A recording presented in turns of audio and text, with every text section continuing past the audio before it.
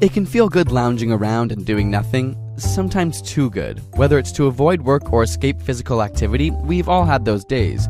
But why are some people way lazier than others? Is there a couch potato gene that causes lazy behavior?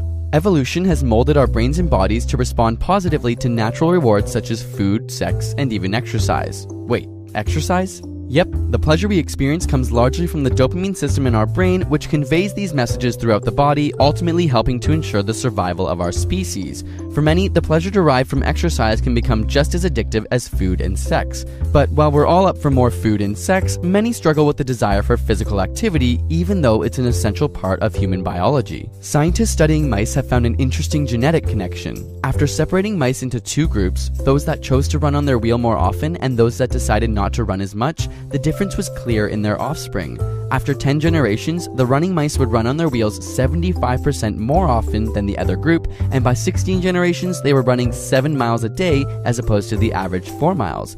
It seemed their motivation for physical activity was genetic. We all inherit genes from our parents that play a key role in the development of our brains, and these genes can make some literally crave activity. In fact, the brains of the running mice had larger dopamine systems and regions that deal with motivation and reward. They needed activity, otherwise their brains would react similar to a drug-addicted rodent when deprived of cocaine or nicotine. They were genetically addicted to running. We also inherit genes responsible for our other traits, from impulsivity to procrastination to work ethic and straight-up laziness. And it turns out our physical laziness may be linked to a couch potato gene, or rather, a mutation in a normal gene which regulates activity levels. This gene is responsible for a type of dopamine receptor. Without it, you're more likely to prefer sitting around and simply doing less than those who have the properly functioning gene. So the truth is, your desire for activity may not be entirely up to you, but many environmental factors are also at play, which means you aren't doomed to a life of laziness. Although making a change will be harder for some, knowledge is power.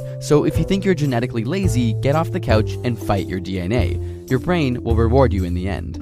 Need some help to get there? Check out our past video on the science of productivity, which might help you improve your motivation and fight that laziness. And if you'd like to learn more about the amazing science behind extraordinary athletic performance, check out one of our favorite books, The Sports Gene by David Epstein, which was a major source for this episode. It's a great read, and you can get a copy of it using the link in the description below. And subscribe for more weekly science videos.